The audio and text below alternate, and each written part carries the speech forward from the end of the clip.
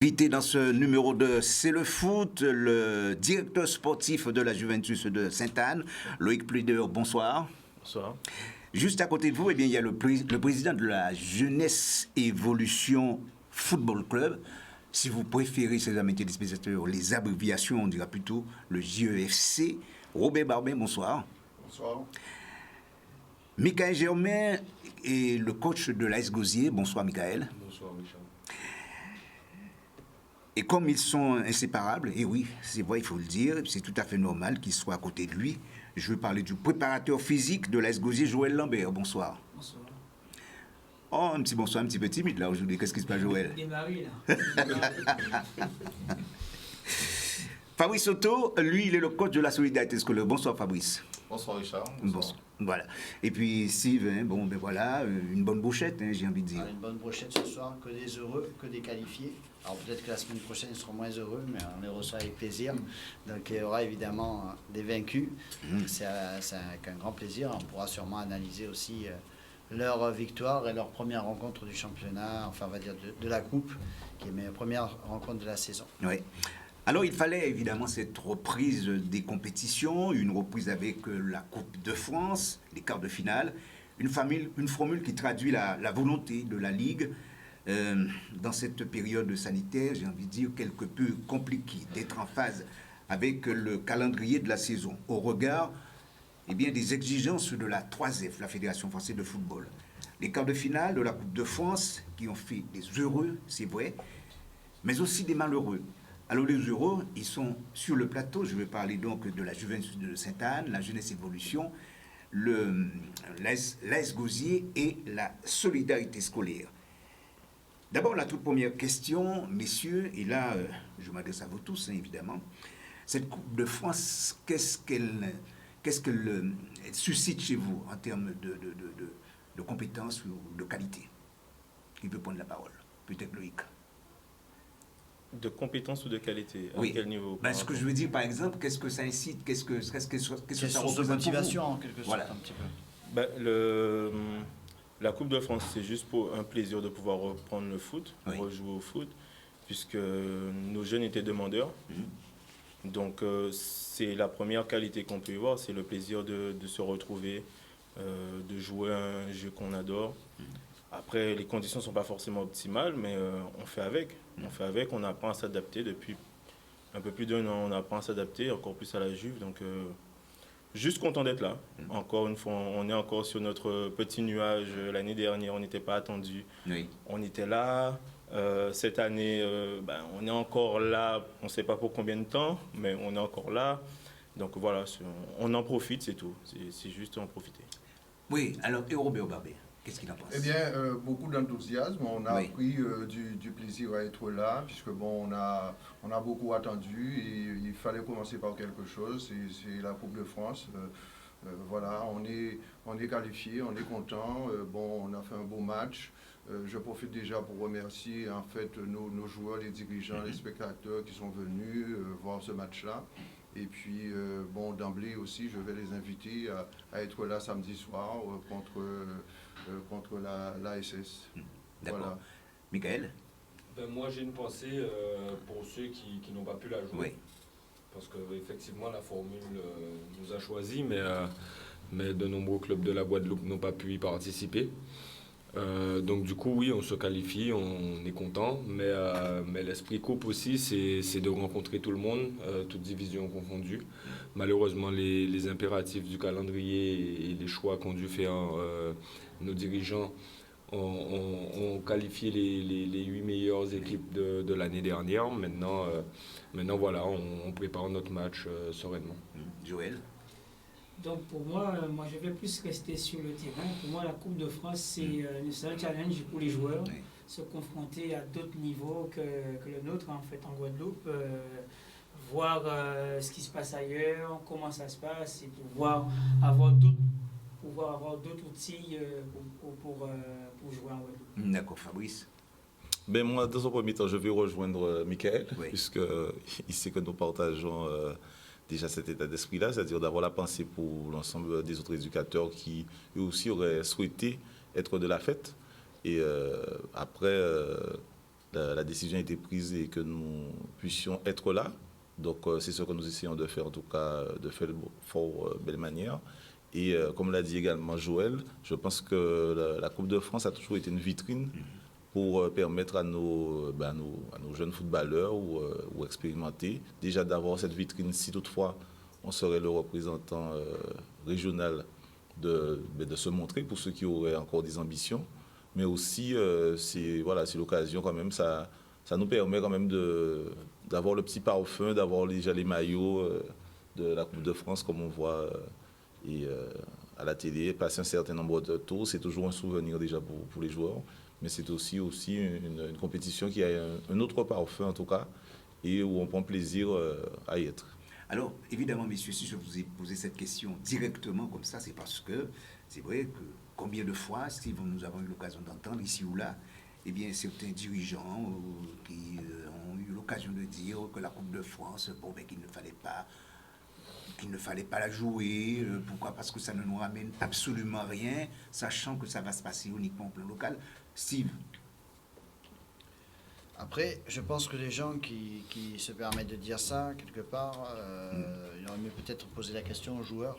Je pense que tout le monde a envie de la jouer, la Coupe de France, parce que c'est l'occasion de se confronter contre une équipe de notre niveau et peut-être même de voyager donc, et d'échanger avec d'autres équipes de notre niveau.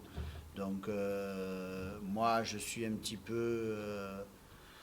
je veux dire, en quelque sorte, par rapport à ces discours-là, je ne pense pas que ce soit le joueur qui puisse parler comme ça. Donc, évidemment, les joueurs, ils veulent la jouer, la Coupe de France. Après, cette année, c'est peut-être pas dans la meilleure des conditions par rapport à la préparation, on le sait, mais déjà de retrouver l'odeur du terrain, l'odeur de l'herbe pour tout le monde, c'est un plaisir. Donc, ça va enchaîner sûrement aussi pour les autres niveaux inférieur, parce qu'il y a la Coupe de la Guadeloupe qui va se lancer. Donc c'est vrai que avant tout, je pense que tout le monde, c'est le plaisir de retrouver le terrain et la compétition. Les matchs de compétition et une confrontation.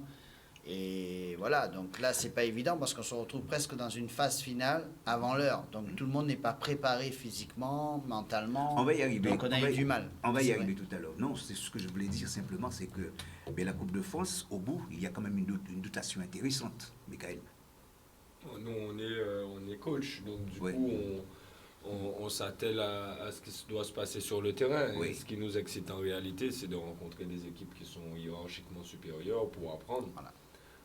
Alors la question de dotation, le mieux ce serait de laisser au président. Je pense que au président Barbet. Il est mieux placé que nous. Alors on y va, président. Là, c'est pas une question on dit pour tout. moi.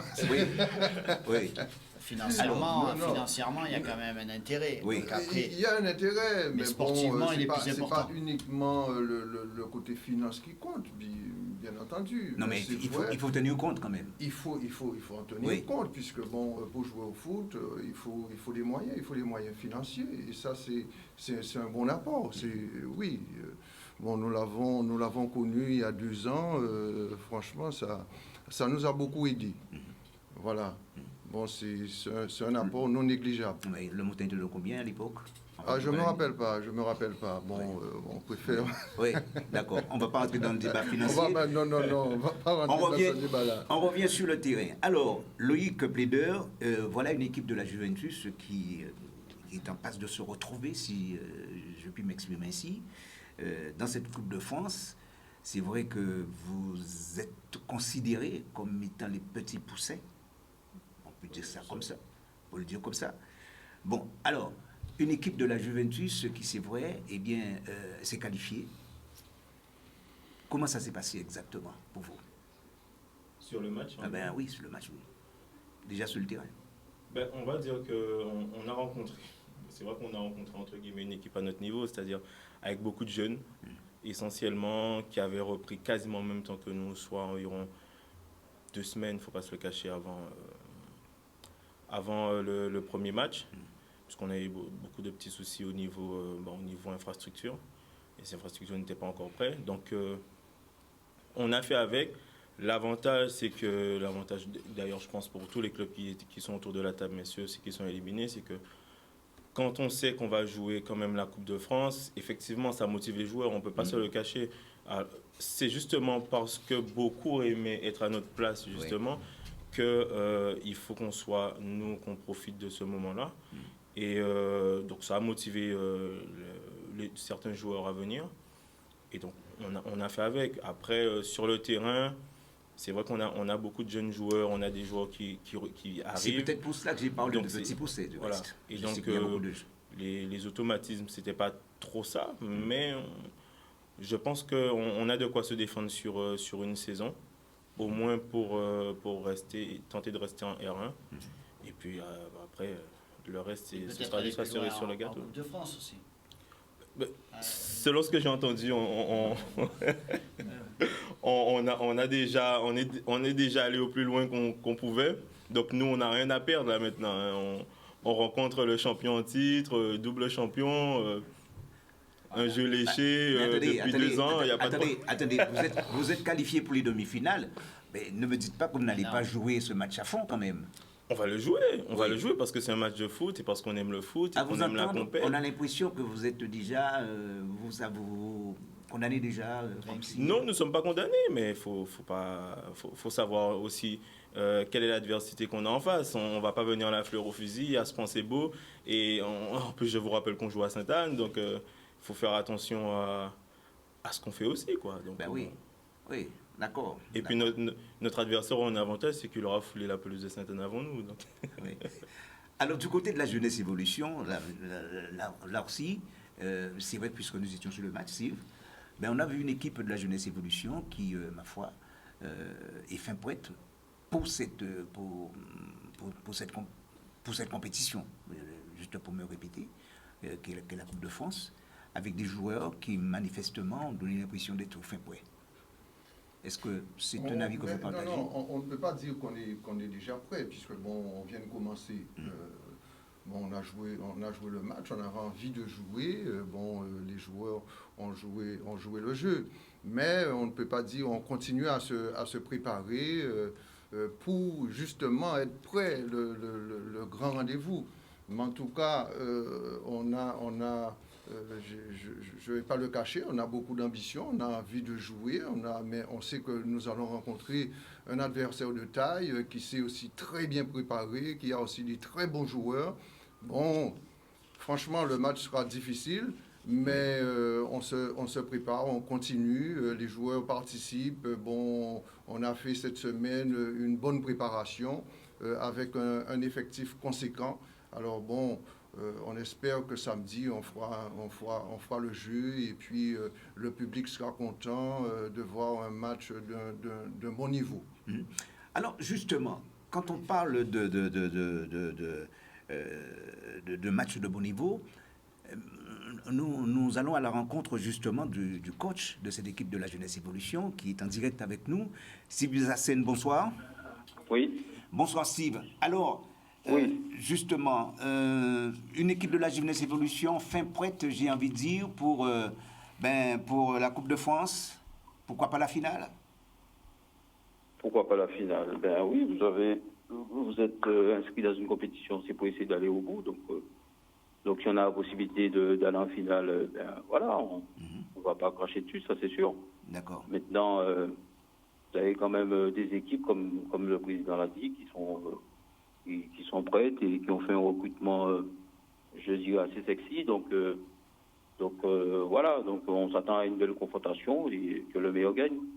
Alors, vous débarquez dans la maison du côté de Boivin. Il y a pas mal de joueurs que vous connaissez, que vous connaissiez au départ, que vous avez retrouvés. Est-ce que vous avez été satisfait de leurs prestations? Oui. Non, les joueurs, de toute façon, pour moi, le football, c'est place aux joueurs. Hein. On parle beaucoup des éducateurs et des entraîneurs. Loin de moi l'idée de le mettre en avant par rapport aux joueurs. Vous savez, si vous n'avez pas une bonne équipe et des joueurs talentueux, voilà, ça devient compliqué. Si vous voyez qu'on est dans l'ère moderne où on met beaucoup en avant le travail, maintenant, c'est pratiquement les entraîneurs qui sont soi-disant des stars. Moi, c'est pas ma façon d'être. Si vous n'avez pas des joueurs qui répondent présent et qui jouent le jeu, eh bien, vous n'êtes rien du tout. Donc, à Boivin, j'ai vu des joueurs qui étaient dans l'état d'esprit et ils l'ont démontré notamment ce week-end parce qu'il fallait renverser la tendance et sachant que le Resta a pris le score à leur main, je dirais. Oui. Ils ont ouvert le score, donc il a fallu faire preuve de caractère. D'abnégation. Et donc c'est ce qu'ils ont fait. Et ils ont répondu présent. Mais sur l'ensemble du match, je pense que c'est mérité.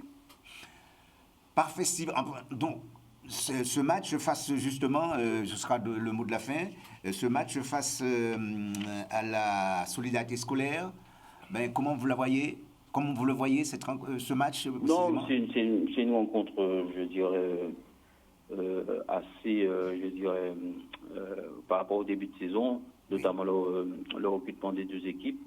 Je dirais que c'est assez excitant comme match, on ne peut pas dire le contraire. J'espère que la pelouse sera du même niveau qu'elle a été, notamment contre la Restar la semaine dernière. Donc on s'attend à une belle prestation, je dirais, de deux équipes, surtout pour essayer de montrer une belle image du football européen avec tous les problèmes qu'on a connus. Donc c'est cet aspect-là que je mettrai en avant. Et après, bon, c'est la meilleure équipe qui gagnera ou l'équipe la plus chanceuse. Merci beaucoup, Steve, d'avoir été en direct dans cette émission. Vous l'avez entendu, Fabrice Soto. Merci encore, Steve. Fabrice Soto, vous l'avez entendu. En tout cas, vous êtes attendu aussi dans cette rencontre. Votre prestation, bon, semble-t-il, a été face au Phare de Petit Canal, 4-0, 4-1 4-0. Bon, une cuisante défaite, en tout cas pour cette équipe du Phare de Petit Canal, avec deux joueurs qui en veulent terriblement, Raphaël Mioval et puis Marvin Hanoz. Alors, cette équipe de la solidarité scolaire, c'est quoi son objectif? Dans un premier temps, donc, c'est vrai que vous avez mis en avant Raphaël Mioval et Marvin Hanoz, parce qu'il faut toujours des fers de lance dans une équipe. Ah oui, ce sont les fers de lance. Mais c'est vrai que c'est surtout le travail de l'équipe qui a souligné, puisque il faut qu'ils soient pourvus également en ballon, ces joueurs, pour qu'ils puissent s'exprimer. Et donc c'est vrai que lors de l'intersaison, ne sachant pas forcément comment la reprise allait s'organiser, c'est vrai que cette compétition fait partie des objectifs qui ont été cochés, en tout cas de pouvoir bien figurer. C'est quoi cet objectif? Mais d'aller le plus loin possible, puisque c'est vrai que on ne cesse de souligner, c'est vrai, avec raison, le recrutement de la SS, peut-être cette année, peut-être même l'année dernière également, avant même que moi je n'arrive au sein du club. Oui, mais il faut également rappeler que c'est une équipe qui est toujours en construction, c'est-à-dire c'est une équipe notamment qui n'a pas l'expérience de la jeunesse évolution sur les 5 dernières années au niveau de la régularité en R1, en termes de résultats, et aussi de compétitivité, puisqu'il y a une stabilité dans le groupe. Donc oui, on a des joueurs avec des qualités. Comme l'a dit tout à l'heure Steve, ce seront les joueurs qui vont s'exprimer au mieux, on l'espère, et pour fournir une belle prestation en espérant que le meilleur gagne, et puis comme il a dit, ou bien ça peut être aussi le plus chanceux. Alors, juste avant de vous donner la parole, Steve, qu'est-ce qui différencie ces deux équipes? Je vais parler donc de la solidarité scolaire. L'équipe de l'année dernière, qui différencie ces deux équipes, celle de l'année dernière et celle de cette année. Selon vous? Au niveau de la solidarité scolaire? Au niveau de la solidarité. On a quand même perdu presque une équipe. Oui. Donc en termes de départ. D'effectifs, oui. D'effectifs. Donc c'est vrai qu'on voit les arrivées, mais il y a eu aussi beaucoup d'absences. J'ai vu, il y a Romain Linon qui a scoré avec l'Esclosier pour son premier match. Ce qui fait sourire d'ailleurs Miguel Germain. qui est rentré, j'ai vu en fin de match avec la jeunesse évolution. Bon, il y en a d'autres. Donc je pense que moi je parle pour moi en fait. Ce sur lequel on met surtout l'accent déjà, c'est qu'il y ait vraiment cet esprit de groupe, de famille. Et après, on le voit, en tout cas depuis la reprise, que les joueurs ils sont présents également. Comme l'a dit le président Barben tout à l'heure, ils sont présents, ils ont envie de travailler. Et puis après, comme on dit, il faut que ça dure et puis qu'on fasse les meilleurs résultats possibles. Ouais, parce que là, sur la première rencontre, il y a des joueurs aussi qui ne sont pas présents, qui qui vont arriver. J'ai vu, il y a un joueur aussi en défense centrale qui est arrivé de Léon-la-Duchère. Oui, Dimitri Saint-Louis. Saint-Louis, il sera là pour les prochaines rencontres. Mais on attend. On attend. Ouais, ok. Non, parce qu'il y a eu quand même ils ont gardé quand même une ossature, même s'il y a du départ, il y a quand même une bonne ossature. Et il y a des joueurs un petit peu revanchards qui ont besoin de confirmer aussi, qui ont perdu leur statut fédéral par rapport à peut-être la saison. Donc, je pense que cette année, il faudra compter sur la SS avec les renforts, avec la venue de Maverick Anros. Donc, c'est une des grosses écuries, je pense, de cette saison. Et puis un joueur dont on ne parle pas souvent, c'est, je le connais très bien, c'est Morgan. Morgan c'est Maxime, il a fait toute la saison. Et il est là encore, c'est pour ça que je dis donc, ils ont gardé on parle des joueurs souvent à vocation offensive, puisqu'on retient généralement dans le football que les joueurs qui font, qui marquent les buts, etc. Mais il y a des joueurs aussi, si on peut se permettre, qui font le sale boulot, c'est-à-dire pour les autres, pour que les autres puissent s'exprimer dans des très bonnes conditions.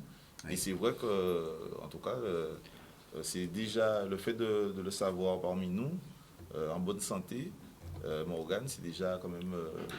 Surtout qu'il a fait la joie des Guadaboy, quand même. Donc il a fait une grosse compétition avec, et il revient avec en état de forme et dans la continuité de ce qu'il a fait avec les Guada.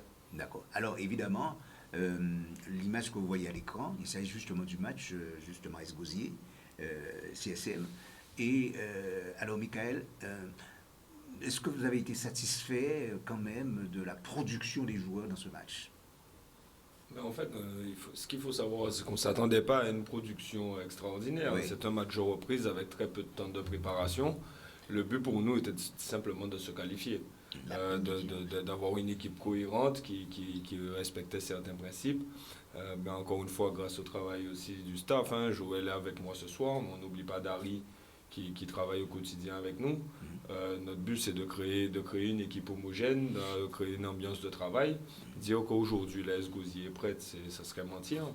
On a fait le boulot. Bon, on aurait pu gagner durant le temps réglementaire parce qu'on encaisse un but gag. Maintenant, l'histoire a voulu que ce soit notre gardien fautif sur le but qui nous qualifie. Et je suis très content pour lui parce que c'est un gros bosseur. Maintenant, voilà, on n'est pas prêt. On a heureusement aussi des joueurs concernés. Et il y a beaucoup de joueurs absents aussi. Oui, voilà. Avec un maître à jouer, notamment Rodriguez. Oui. Bon, on a énormément d'absents, on ne va pas tous les citer. On a joué ce match avec une équipe de ceux qui s'entraînaient et qui en a voulu, et ils n'ont pas démérité contre le CSM qui est régulier à ce niveau de compétition. Alors, Joël Lambert, vous avez un rôle assez particulier justement dans cette équipe de l'Esgosier, puisque c'est vrai, vous êtes le préparateur physique, certes, mais pendant tout le match, parce que je vous observe, pendant tout le match, vous observez, c'est-à-dire que vous regardez ce qui se passe. Vous avez un œil très pointu sur tous les joueurs, et c'est vous qui donnez un certain nombre de conseils, je crois. Si je me trompe, vous me dites que je me trompe. Mais c'est vous qui donnez un certain nombre de conseils au coach. Pourquoi? Parce que de l'endroit où vous vous positionnez, vous voyez si ce joueur-là, il est efficace ou pas. Mais Michael a parlé du staff. Oui. Donc, la Esgosier, quand la Esgosier se déplace, c'est une famille, je l'ai entendu tout à l'heure.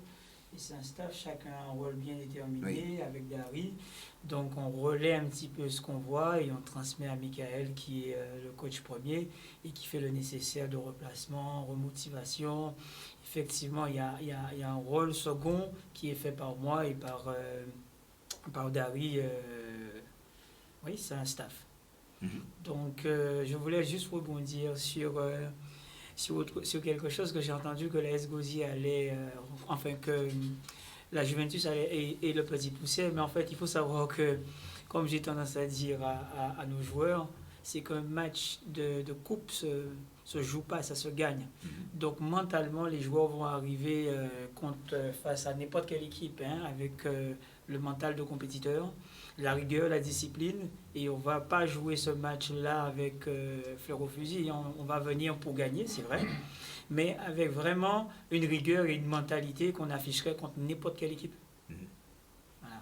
C'est-à-dire que quelle que soit l'équipe. Quelle que soit l'équipe, c'est une rigueur, c'est une mentalité qu'on essaie d'insuffler à nos joueurs et que je pense que les compétiteurs en général devraient avoir. Non, on n'a pas à regarder quelle équipe, petit poussé, gros poussé.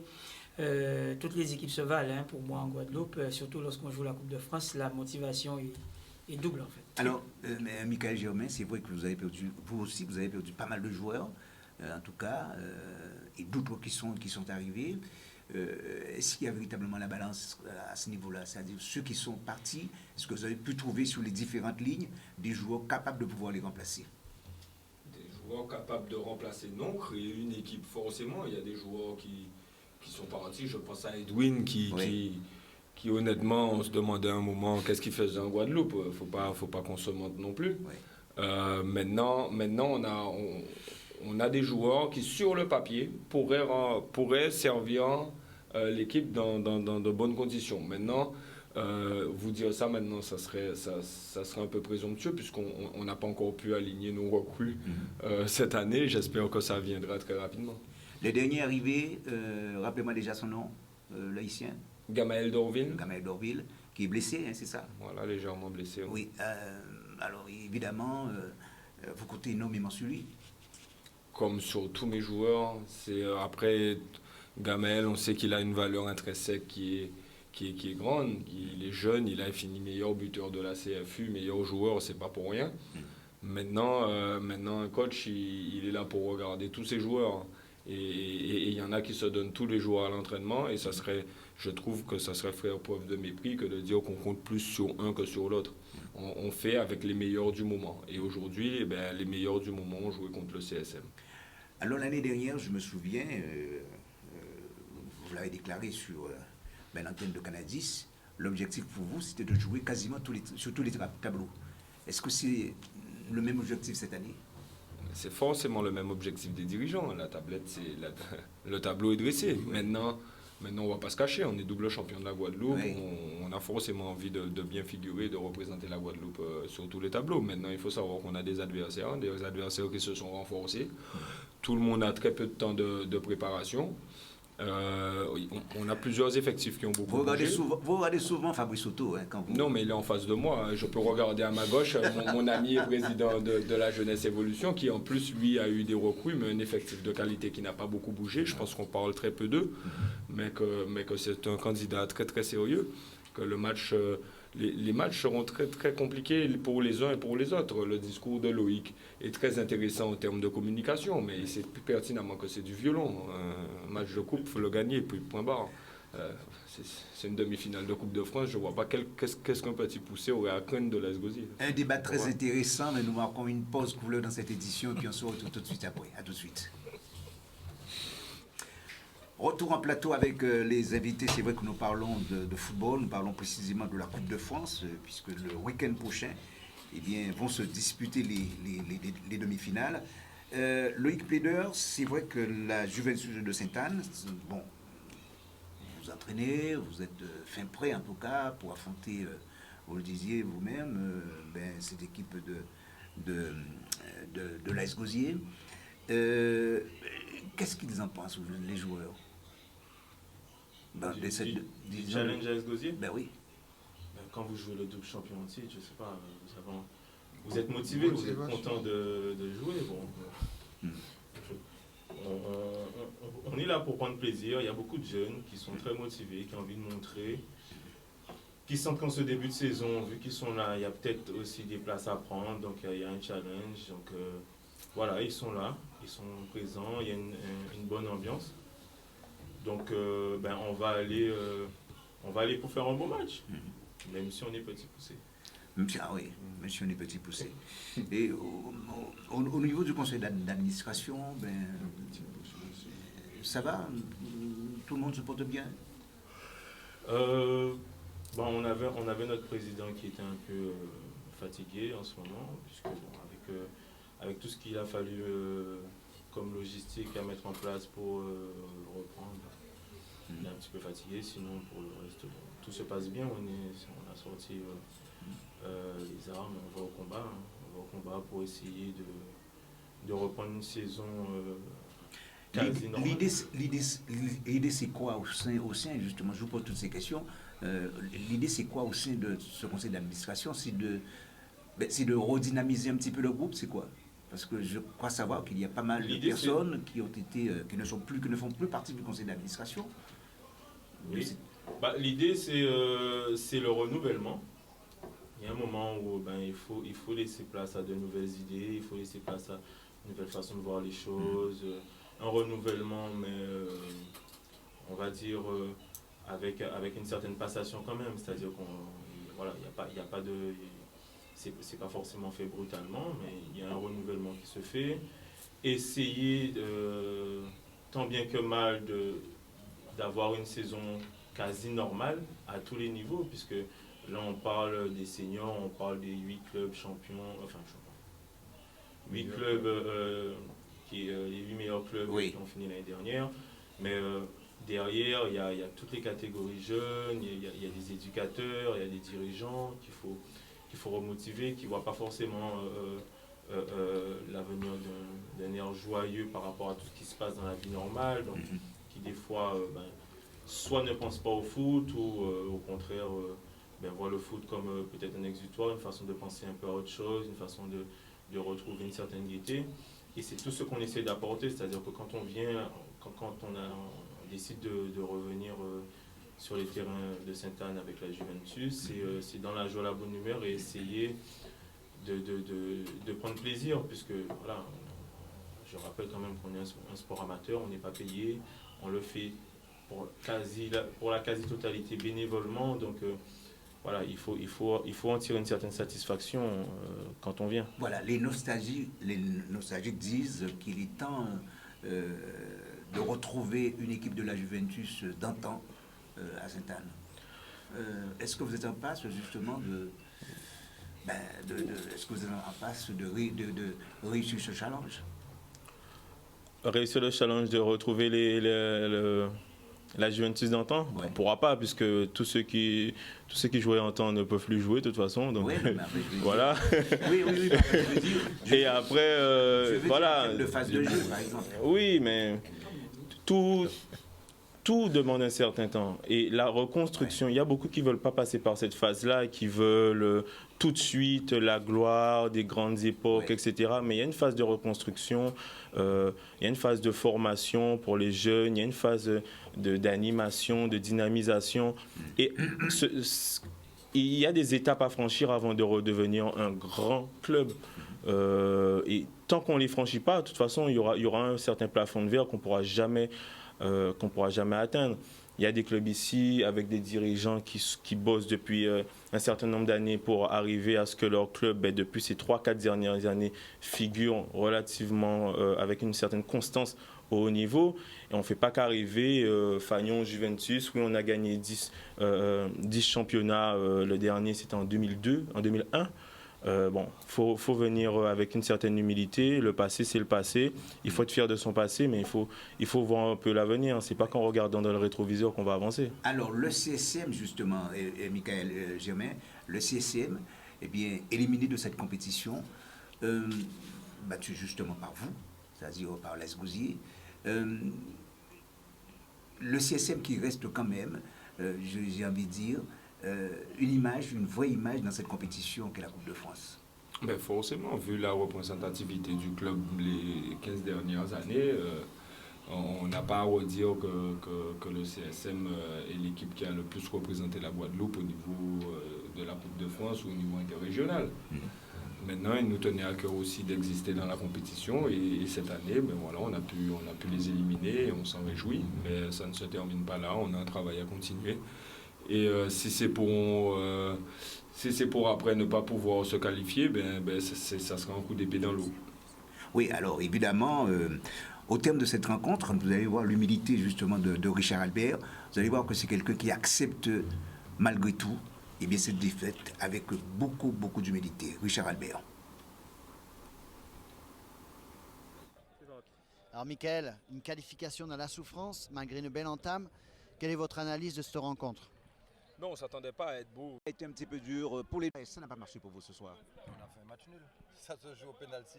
Dans les stats, c'est un match nul. C'est une défaite parce qu'on perd au pénalty. Mais c'est hyper encourageant. J'ai une équipe en mutation avec des absents, notamment Ajax. Je pense que son remplaçant a fait le match qu'il fallait, sauf qu'au tir au but, il a fait ce qu'il pouvait. Mais n'empêche, quand on joue contre une double championne de la Guadeloupe, il ne faut pas l'oublier. Donc faire un match nul, on l'a encore fait il y a quelques mois, on avait gagné au pénalty. Cette fois-ci, ça joue en leur faveur, hein.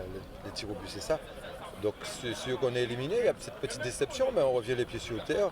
Il y aura un seul vainqueur du 7e tour, ce ne sera pas nous, ce sera peut-être eux ou une autre équipe. Je sais qu'il reste encore de belles équipes, il y a la SS, il y a Jeunesse Évolution. Je ne sais pas entre la Juventus et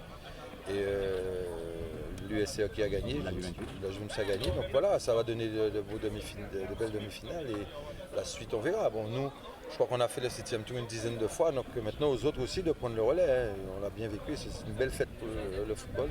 Je leur souhaite bonne chance, mais en ce qui nous concerne, on ne fait que débuter la saison, on va se remettre au travail à la Coupe de la Guadeloupe, il y a le championnat, et on doit surtout assurer cette mutation, parce que le CSM, en tout cas depuis que je suis là, ça va faire 17 ans, on a toujours été là, et d'ailleurs c'est notre slogan, hein, on est toujours là, et on espère être encore là cette année pour jouer les premiers rôles. Voilà, c'est ça notre leitmotiv, et on essaie de l'assurer. Le CSM, une équipe en pleine reconstruction, vous avez envie de dire? On est en permanence en reconstruction parce que c'est pas une génération sur 17 ans, ce n'est pas les mêmes joueurs. Hein. Tous les 2-3 ans, ça tourne. Il reste 3-4 cadres de l'équipe sur les 10 dernières années qui sont Valmy, qui sont Willis, Menji, sinon les autres, ce sont des joueurs qui arrivent, des jeunes qui montent, comme le petit Thérésine, comme Landre et d'autres encore. Donc c'est ça notre souci, c'est de faire en sorte que l'équipe soit toujours performante. Et joue les premiers rôles sans pour autant être à la première place parce que les autres équipes travaillent et c'est très bien, se reconstituent pour être performants avec des joueurs qui viennent de l'extérieur, des joueurs qui sont en métropole, des joueurs de haut niveau. Nous on n'est pas encore trop dans cette politique-là, donc on fait un peu avec les moyens du bord, nos joueurs dans un rayon de 15 km, mais on tient la route et c'est ça notre fierté. Merci beaucoup Richard Hébert. Oui, beaucoup d'humilité, Michael. Oui, mais après Richard, ça ne m'étonne pas, hein. C'est un excellent communicant et s'il n'était pas excellent communicant, il n'aurait pas autant gagné en Guadeloupe. J'ai beaucoup de respect pour le coach qu'il est, pour son palmarès, mais je n'ai aucun doute sur le fait que Richard ait envie justement de jouer les premiers rôles et de nous jouer à tous autour de la table des mauvais tours pendant la saison. Il n'y a pas de souci, le CSM sera là et on le sait très bien. Non. Comme par exemple la Jeunesse Évolution également.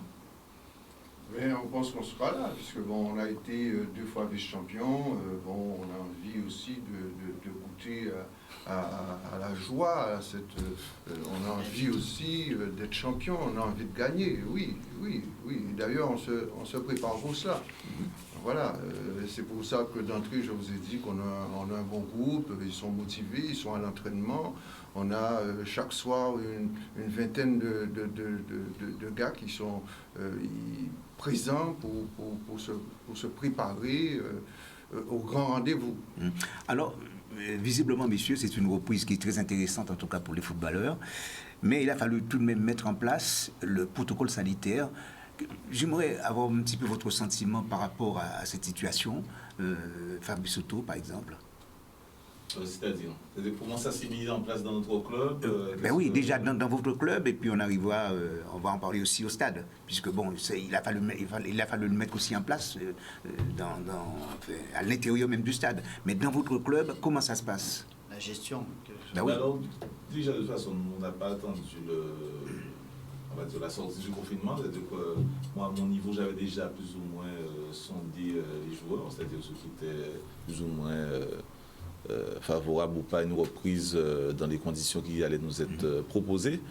Et ensuite, c'est vrai que le comité de direction a proposé une organisation où justement avec les tests, il a très bien dit que le premier souci, en tout cas, qui était, en tout cas, le souci, ceux qui ne voulaient pas ramener, en tout cas, au club, c'était la division qu'il y avait à l'extérieur. Donc, nous, on a simplement expliqué que la reprise allait se faire avec le pass sanitaire, que, voilà, oui, qu'on soit pour ou contre, peu importe. Ceux qui le souhaitaient, ben, ils étaient les bienvenus, mais qu'on était obligé de reprendre, mais en respectant ces règles et que, voilà. Ouais. Donc, on a mis en place ce qu'il fallait. les joueurs se font tester la semaine. Et lorsque il faut effectuer de nouveau un deuxième test pour la rencontre, eh bien, c'est le cas. Et puis voilà. Alors évidemment, quand vous parlez de tests, ça veut tout simplement dire qu'il n'y a pas beaucoup de joueurs qui sont vaccinés. Mais en fait, moi, je n'ai pas réellement fait... en tout cas, dès qu'ils ont leur passe sanitaire, c'est-à-dire ils ont sur leur portable, leur smartphone, ils doivent le présenter, comme c'est pas... Il y a quelqu'un qui est en charge de ça, de référencer, en tout cas référent Covid, je cherchais le mot, et qui s'assure que les joueurs, en tout cas, aient bien leur passe. Ils le présentent à l'entraînement. Il y a d'ailleurs il y a une seule entrée maintenant pour accéder au site de la SS.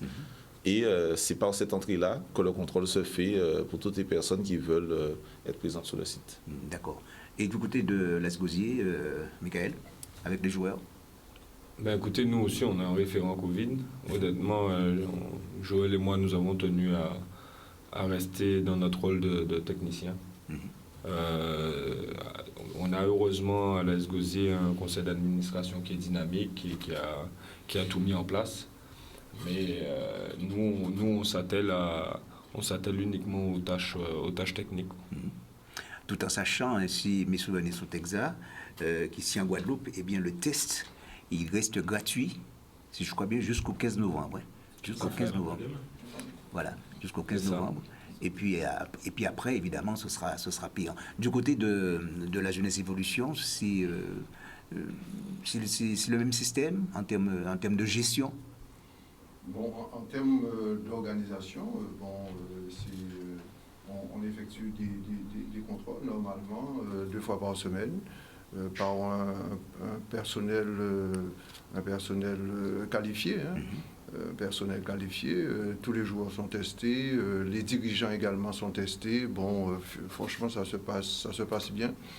Bon, c'est sûr, on n'est pas là pour obliger quiconque à se faire vacciner ou quoi. Et bien, il y a le pass sanitaire, il y a un protocole, on l'applique. Voilà. D'accord. Pour la Juventus, c'est pareil? Oui, c'est pareil. On tente tant bien que mal de suivre les règles. Comme on dit, nul n'est censé ignorer la loi. C'est la loi. On tente de l'appliquer comme on le peut. Je dirais que ceux qui sont revenus, on les a mis tôt devant le fait que le pass serait obligatoire. Donc ils savent ce qu'il en est. Donc pour l'instant, ça se passe bien. On va voir combien de temps ça peut durer. D'accord. Mais est-ce qu'il y a des joueurs, et là je vous pose à vous cette question, est-ce qu'il y a des joueurs qui vous disent, mais finalement, que ça ne les intéresse pas de faire le test, par exemple? Parce que vous savez, le test, c'est simplement le fait de vous mettre un exemple, de vous mettre quelque chose dans le nez, par exemple. Ça, c'est une forme de test, ce qu'on appelle le test antigénique, c'est ça? Antigénique. Bon, voilà, le test PCR. Bon, est-ce qu'il y a des joueurs qui vous disent, moi, pas qu'à faire ces bidons là, ça? Est-ce qu'il y a chez vous, ça existe? Qui veut prendre la parole? Après, s'ils ne veulent pas le faire, ils savent très bien qu'ils ne peuvent pas jouer. Donc, ils n'ont pas le choix. Non, après on peut en parler. Au début, nous, on a eu des récalcitrants. Oui, voilà, c'est ça. Au début, et il a fallu discuter. Et puis tout le monde a su être mobilisé après. Maintenant, c'est vrai que la grosse inquiétude, c'est que le test va devenir payant. Joël, vous êtes personnel de santé. Quel est votre sentiment par rapport à cela, au test, en fait, tout ça? En fait, je me garderai bien de dire mon sentiment personnel, mais comme il y a une loi en fait imposée, déjà lorsqu'on parle d'imposer quelque chose, moi ça ne me va pas trop, et pour avoir accès au terrain, accès à l'activité sportive, on est obligé de le faire. Donc les garçons de la SGOJ sont plus ou moins des garçons assez corrects et dociles. Et comme Michael a dit, au départ il y a eu des récalcitrants. Mon sentiment, c'est que tout simplement, il faut en fait faire la part des choses, y regarder vraiment l'intérêt, le bénéfice, risque, voir un petit peu où est-ce qu'on va, où est-ce qu'on en est. Très sincèrement, je trouve que c'est moyen, c'est 50-50, mon opinion là-dessus. Parce que s'il fallait vraiment que je parle en fait de l'efficacité par rapport à toutes ces mesures, à la prévention du Covid, pour moi, c'est caduque. Pour moi, c'est caduque parce que ça n'empêche en rien d'attraper le virus, en fait. Oui. Ça n'empêche en rien. Sauf que, bon, ben, c'est une loi et qu'on est obligé Voilà, quand même c'est de ça. l'appliquer. Fabrice. Ben, je m'en rappelle plus de la... On ne va pas faire de débat, hein. Oui, voilà, c'est juste un tour de table, très rapidement. On parlait des récalcitrants, donc nous on n'a pas, comme l'a dit Mickaël, les récalcitrants c'était avant que ça se mette en place. Et puis voilà, après, je pense aussi qu'il y avait la confusion sur le contenu du pass également. Donc après, une fois que les joueurs, ils ont, ou même aussi les encadrants, parce qu'on parle aussi des joueurs, mais il y a les encadrants aussi, et toutes les personnes qui sont dans l'enceinte, qui doivent y faire face. Donc, une fois que tout le monde a été mis au courant des conditions de reprise, eh ben, ça a été. C'est Bon, comme a dit un peu Mickaël, pour moi, la problématique, elle viendra à partir du 15 novembre. Donc, pour l'instant, ça va très bien parce que ça se passe comme ça et que c'est pas payant. Mais à partir du 15 novembre, on va rencontrer certainement, parce que vu ce que j'entends, il n'y a pas beaucoup de joueurs qui sont vaccinés. Donc, c'est des tests PCR. Et là, quand ça va devenir payant, c'est là que les difficultés vont se rencontrer. Donc, et que la gestion, là, il n'y a que le président qui pourra parler, peut-être, s'ils ont anticipé une gestion par rapport à ça, par rapport à la situation où il faudra sûrement payer. Est-ce qu'il y a un budget qui est prévu? Est-ce qu'il n'y a pas un budget? Est-ce que... Voilà. C'est ça un peu... Non, mais je crois à ce sujet, la Ligue... en accord avec justement les collectivités. En accord avec la région, il y a une dotation de tests qui est déjà, c'est déjà livré. Hein. Voilà. Bon, mais je ne sais pas pour combien de temps. Est-ce que cette dotation, est-ce qu'il y aura d'autres dotations? Bon, je ne sais pas, je ne suis pas dans les secrets. Mais c'est sûr que bon, si ça doit être payant, ce sera difficile pour les clubs de pouvoir supporter ce coût-là. Alors bon, là c'est à savoir, je ne peux pas répondre pour la Ligue, mais tout ce que je sais là pour l'instant, il y a une première dotation de tests. Et bon, après on verra par la suite, mais ça va être compliqué. Nous arrivons quasiment au terme de cette émission, messieurs, puisque si vous nous avons parlé de pas mal de choses. Alors, donc, très rapidement, la conclusion, concernant d'ailleurs cette Coupe de France, Loïc le plaideur, pas de souci, vous allez à fond la caisse dans cette compétition. Ils sont prêts pour la qualification. Ben oui. Ouais, on y va no stress, nous, on y va, on va pour le challenge. On va pour le challenge. Ça nous permet aussi, mine de rien, de préparer la saison, même si effectivement cette saison est avec un gros point d'interrogation. Oui. Il ne faut pas se mentir, elle peut se terminer le 15 novembre, elle peut se terminer au 31 décembre, on ne sait pas ce qui se passe. Donc pour l'instant, on prend tout ce qu'il y a à prendre de positif et espérons pour le peuple saint-anais que dimanche à 18h, il y ait encore un résultat positif. Voilà. Robert Babin. Nous, on y va, on va pour jouer, on va surtout pour gagner, puisque bon, il faut la Coupe de France, c'est ça, hein, et c'est un vainqueur. Et bon, on sait que bon, nous allons rencontrer une très bonne équipe, une équipe peut-être mieux préparée que nous, mais on est décidés. Oui, mais ça se verra sur le terrain. On est déterminés, on a envie de cette victoire et mes joueurs sont prêts mentalement pour affronter cette belle équipe. Et on va essayer de faire un beau jeu, on va essayer de faire gagner le football.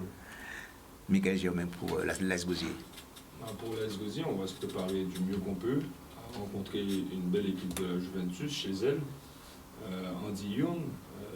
Donc forcément, il y aura de l'adversité et notre but, bien sûr, c'est de se qualifier. Mais il faudra faire très attention et être présent au niveau mental. Oui, Joël Lambert, est-ce qu'il y a une préparation spécifique? Là, je pose la question au préparateur physique que vous êtes. Alors, il y a effectivement une petite préparation spécifique, mais qu'on va garder pour nous. Mais je voudrais plus parler sur l'état mental que nos joueurs doivent avoir pour affronter la Juventus. On y va pour gagner et avec un état d'esprit de vainqueur. Et l'AS Gosier reste une équipe très compétitive. Donc, il n'y a pas d'autre choix que de revenir avec la victoire. Fabrice Souto, hein. Vous avez entendu justement M. Barbet? Je pense que, comme l'ont tous dit les demi-finalistes, lorsqu'on arrive à ce stade de la compétition, si on est là, c'est qu'on a mérité d'être là. Et si on est là, c'est qu'aussi on a envie d'aller jusqu'au bout. Après, il y a une vérité qui est celle du terrain. Oui. Donc nous, comme nos autres collègues, on est en phase de préparation. On s'entraîne, la semaine d'entraînement n'est pas terminée. On va faire ce qu'il faut pour pouvoir être fin prêt et pour livrer bataille. Et puis après, le terrain rendra son verdict. Et puis, comme l'a dit tout à l'heure Steve, la meilleure équipe gagnera. Et puis voilà, on espère que ce sera la SS. Et que nous serons présents, Steve. Eh bien, on sera présents. Et puis, on pourra tirer surtout des conclusions du plateau et vraiment des résultats qui seront faits pendant les week-ends. Mais on a vraiment 2 grosses affiches. Et on s'attend justement à une montée en puissance de toutes les équipes et de voir un petit peu vraiment 2 beaux matchs. On le souhaite pour les téléspectateurs aussi. Et on a 2 belles affiches, donc on est très impatients d'aller assister à ces rencontres. Parfait. Merci, messieurs, d'avoir été présents justement dans cette émission. Merci à Kevin pour sa réalisation technique. Alors, tout de suite après ce C'est le foot, ses amis téléspectateurs, vous jouez droit au quart de finale entre l'AS Gosier et le CSM. Bonne soirée à tous et à bientôt sur votre télévision Canal+. Au revoir.